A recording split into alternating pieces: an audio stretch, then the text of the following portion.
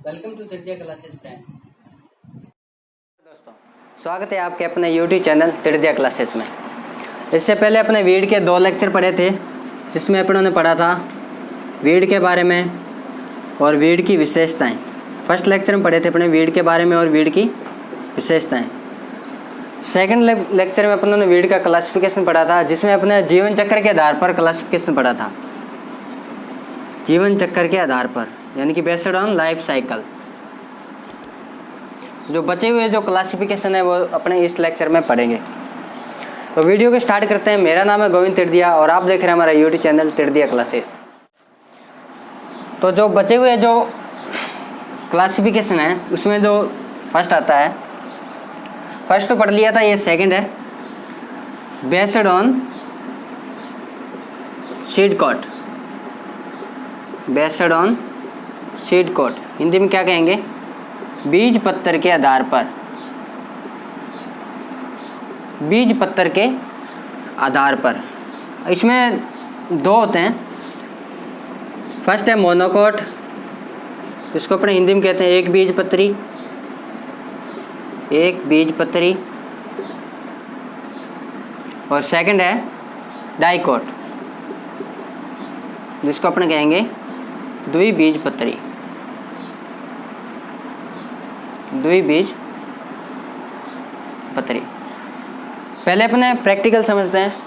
Theory तो आपको बताएंगे, लेकिन आपको पता होना चाहिए कि मोनोकोट और डाइकोट अगर आप फील्ड में जाए तो इसको कैसे आइडेंटिफाई करेंगे। यानी कि मोनोकोट जो वीड होते हैं, इसमें जो फर्स्ट दोनों के अंदर फर्स्ट डिफरेंस है, जो मोनोकोट वीड आपको देखने को मिलेगा उसके अंदर आपको ब्रांच नहीं मिलेगी। मोनोकोट के अंदर आपके ब्रांच नहीं मिलेगी। और जो डाइकोट होता है इसके अंदर आपको ऐसे ब्रांचें मिलेगी। ये इसका जो फर्स्ट डिफरेंस है मेजर। इसके बाद जो सेकंड डिफरेंस है दोनों के अंदर, वो है जो इसकी जो मोनोकोट की जो लीफ होती है वो ऐसे होती है, यानी कि नेट लाइक स्ट्रक्चर नहीं होती इसके अंदर।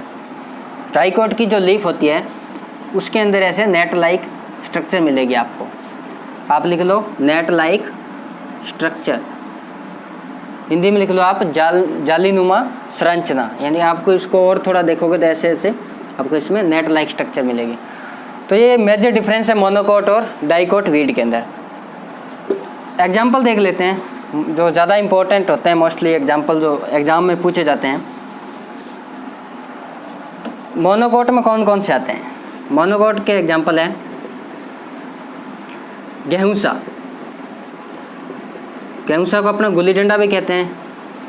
गुल्ली डंडा के अलावा आपको कैनारी ग्रास भी बोल देते हैं। और इसका जो साइंटिफिक नाम है वो है फैलेरिस माइनर।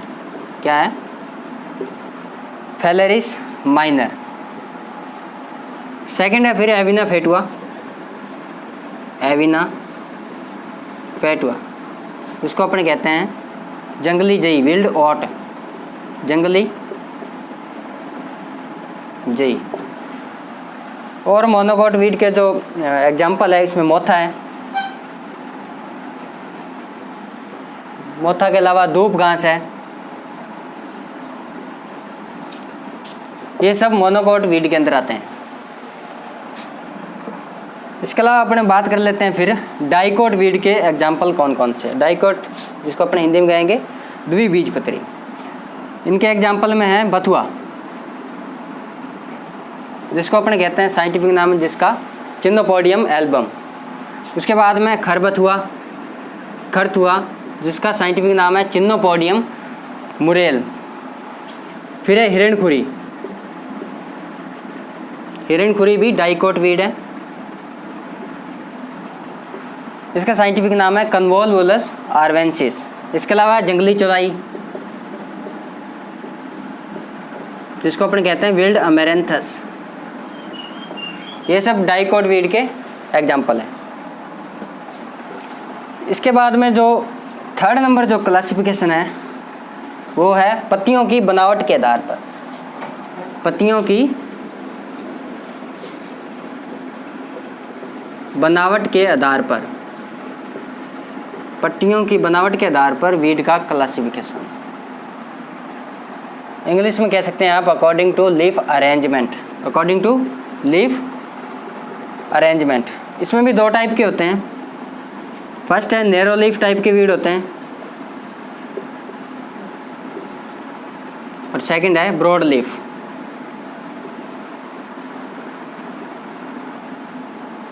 हिंदी में कहेंगे ब्रॉड लीफ को चौड़ी पत्ती वाले खरपतवार, चौड़ी पत्ती वाले खरपतवार, और नैरो लीफ को कहेंगे सकरी पत्ती वाले खरपतवार, सकरी पत्ती वाले खरपतवार। इसके एग्जांपल देख लेते हैं जो मेन है। नैरो लीफ के अंदर आपका आता है पहला मोथा, साइप्रस रोटंडस। इसके अलावा दूब घास है, साइनोडोन डेक्टाइलॉन। इसके अलावा आपकी जंगली जई होगी, एविना फेटुआ, जंगली जई, या गेहूंसा फेलेरिस मैने, ये सब नैरो लीफ के अंदर आते हैं। और जो ब्रॉड लीफ के अंदर वीड आते हैं उसमें हिरन खुरी होगी, कन्वोल्वुलस आर्वेंसिस, हिरन खुरी के अलावा जंगली चौलाई हो गई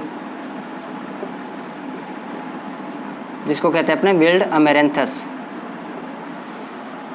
ये सब ब्रॉड लीफ टाइप के, इसका एग्जांपल है बथुआ हो गया, खरबथुआ हो गया, ये सब ब्रॉड लीफ वीड है, बथुआ खरबथुआ।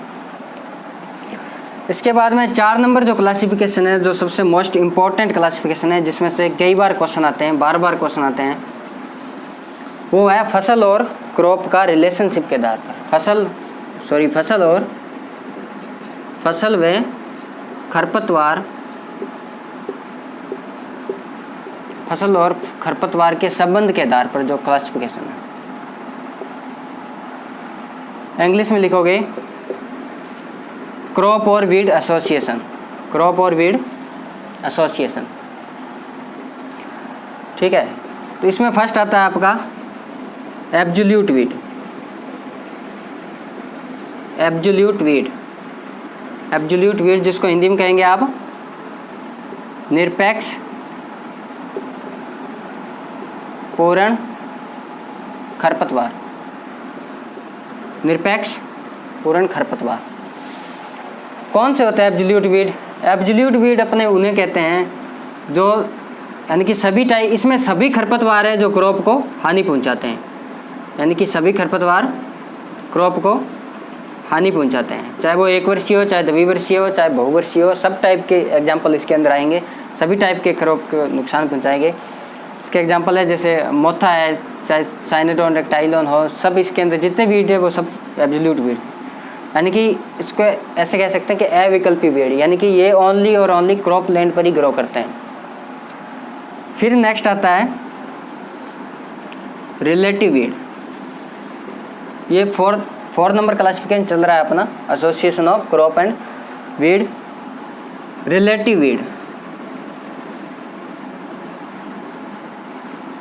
रिलेटिव मतलब सापेक्ष, हिंदी में कहेंगे सापेक्ष खरपतवार। ये नाम से पता चल रहा है, रिलेटिव का मतलब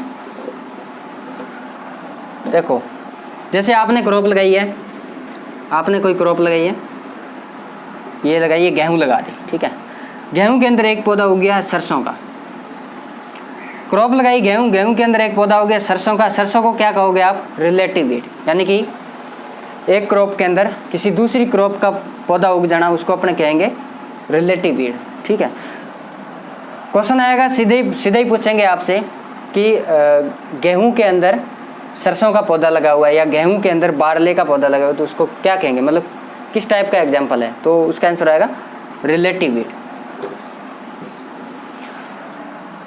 फिर नेक्स्ट है नकलची वीड, नकलची वीड, नकलची खरपतवार, जिसको अपने इंग्लिश में कहेंगे मिमिक्री वीड। क्या कहेंगे? Mimicry weed. मिमिक्री या नकलची का मतलब होता है, नाम से पता चल रहा है कि ये नकल करते हैं, यानी कि जब क्रॉप की वेजिटेटिव ग्रोथ होती है ना, वेजिटेटिव स्टेज होती है, उस टाइम ये जो वीड होते हैं, ये जो क्रॉप की मॉर्फोलॉजी होती है, क्रॉप की मॉर्फोलॉजी और इनकी मॉर्फोलॉजी दोनों की सेम होती है वेजिटेटिव ग्रोथ के टाइम, तो इसलिए इसको बोलते हैं नकलची वीड या मिमिक्री वीड, क्योंकि ये मिमिक करते हैं क्रॉप को। ठीक है, तो इसमें इसके जो एग्जांपल देख लेते हैं मेन कौन कौन से हैं।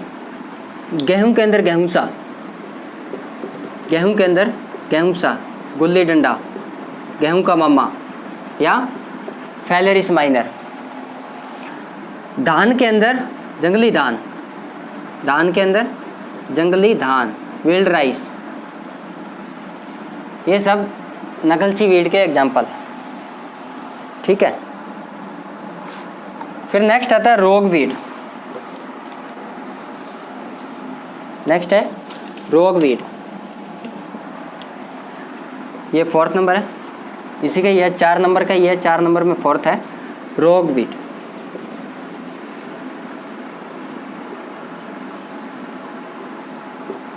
रोग वीड हिंदी में कहेंगे इसको अवांछित, अवांछित खरपतवार। क्या होते हैं ये रोग वीड? वो होते हैं यानी कि एक आपने कोई एक क्रॉप की कोई वैरायटी लगाई, जैसे आप गेहूं ले लिया आपने, गेहूं की आपने वैरायटी ली सोनालिका, सोनालिका वैरायटी आपने लगा दी। ठीक है, इसके अंदर 2-3 पौधे उग गए कल्याण सोना वैरायटी के, कल्याण सोना।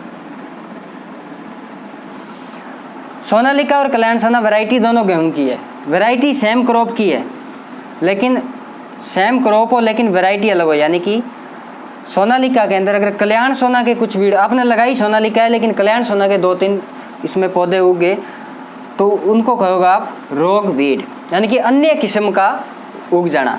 मेन जो किस्म अपने लगाते हैं, मेन जो वैरायटी लगाते हैं, उसके अंदर कोई अन्य किस्म का उग जाना, उसको कहते हैं अपने रोग वीड। फिर 5 नंबर है, 5th नंबर है वॉलंटियर वीड।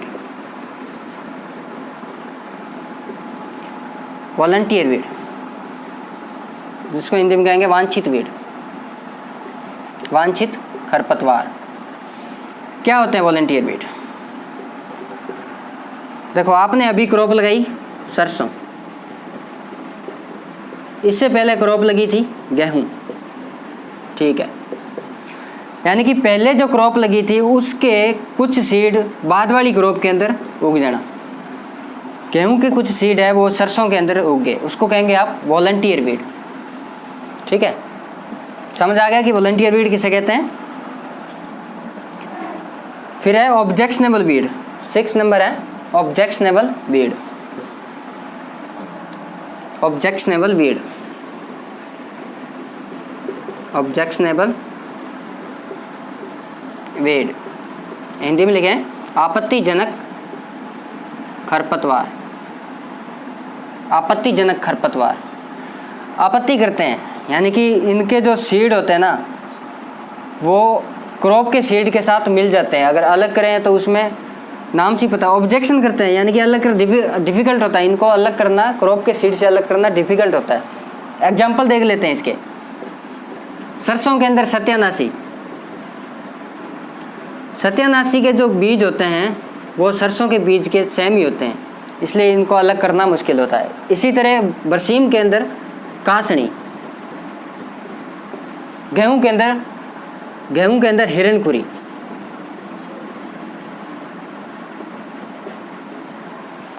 मेथी के अंदर सेंजी, मेथी के अंदर सेंजी, ये सब ऑब्जेक्शनेबल वीड के एग्जाम्पल हैं। इसका ध्यान रखो, गेहूं के अंदर अगर आपको हिरणखुरी ऑप्शन में नहीं मिलेगा तो आपको फेलेरिस माइनर मिलेगा। हिरणखुरी ऑप्शन में नहीं होगा तो इसका आप टिक करोगे फेलेरिस माइनर पर। अगर दोनों ऑप्शन में होगा फिर इसका आंसर होगा, इसका आंसर होगा हाँ हिरणखुरी। ठीक है, तो ऑब्जेक्शनेबल वीड हो गए। फिर नेक्स्ट है नॉक्शियस वीड। ये आपका 4th नंबर क्लासिफिकेशन ही चल रहा है, इसलिए बोल रहा था जो सबसे इंपॉर्टेंट वीड का क्लासिफिकेशन है यही होता है, क्रॉप और खरपतवार का एसोसिएशन वाला। Noxious weed, noxious weed Hindi में कहेंगे आप शैतान खरपतवार। शैतान खरपतवार, नाम से पता लग रहा है शैतान, यानी कि बहुत खतरनाक होते हैं, इनको कंट्रोल करना बहुत डिफिकल्ट होता है। ट्रबलसम कह सकते हैं इसको, अनडिजायरेबल, ट्रबलसम, बहुत ही कंट्रोल करना इसका मुश्किल होता है। जैसे एग्जांपल है मोथा, धूप घास। आप अगर केमिकल से स्प्रे करके, केमिकल हेर्बिसाइड स्प्रे करके भी इसको नष्ट करोगे ना, फिर भी ये ग्रो कर जाएगा, इतने खतरनाक होते हैं ये वीड, इसलिए इनको कहते हैं शैतान वीड। 5 नंबर जो क्लासिफिकेशन है, 4 नंबर हो गया आपका, 5 नंबर जो क्लासिफिकेशन है वो है जलवायु व मृदा व जलवायु के आधार पर, मृदा व जलवायु के आधार पर। तो इसमें फर्स्ट आता है जलमग्न, फर्स्ट नंबर आता है जलमग्न टाइप के बीट। जलमग्न मतलब जो वाटर लॉग्ड कंडीशन के अंदर ग्रो करते हैं, यानी कि पानी खड़ा रहता है वहाँ ये ग्रो कर जाते हैं। इसका एग्जांपल है जलकुंभी, यानी कि चाहे कोई नदी हो चाहे तालाब हो, जहाँ पानी खड़ा रहता है वहाँ पर ये वीड ग्रो कर जाता है। जलकुंभी के अलावा एग्जांपल है जंगली धान, विल्ड राइस, राइस के अंदर पानी खड़ा रहता है उसके अंदर ग्रो कर जाता है ये जंगली धान, इसलिए इसको कहते हैं जलमग्न टाइप वीड। इसके अलावा है शुष्क भूमि वाले वीड। शुष्क भूमि मतलब ड्राई लैंड, यानी कि ड्राई लैंड कंडीशन, पानी ना हो तो भी ये ग्रो कर जाता है। इसका एग्जांपल है नागफनी। क्या है? नागफनी। नागफनी के अलावा जवासा, इसके अलावा बायसुरी, ये सब इसके एग्जांपल है जो ड्राई लैंड पर भी ग्रो कर जाते हैं, चाहे इनको पानी की उपलब्धता ना हो फिर भी ये ग्रो कर जाते हैं। इसके बाद में आता है कृषि क्षेत्र के वीड, इसको मिटा देता हूँ मैं।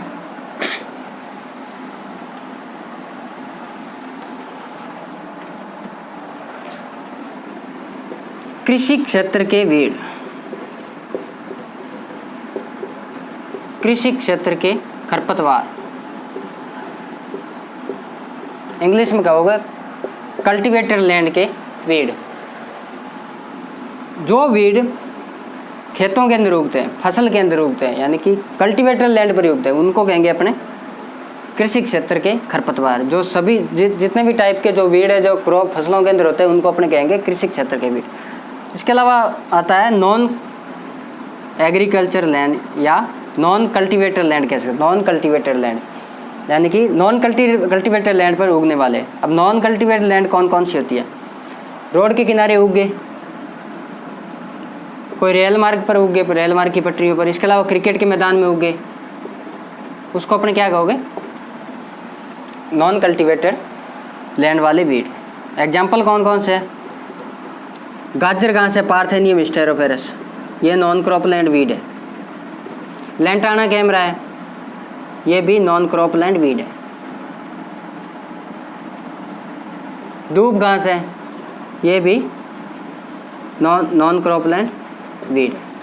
ये नॉन क्रॉप लैंड वीड के एग्जाम्पल है। लास्ट है जो वीड का क्लासिफिकेशन है, लास्ट बचा है 6 नंबर जो क्लासिफिकेशन है वो है प्रजनन विधियों के आधार पर। प्रजनन विधियों के आधार पर यानी कि रिप्रोडक्शन के आधार पर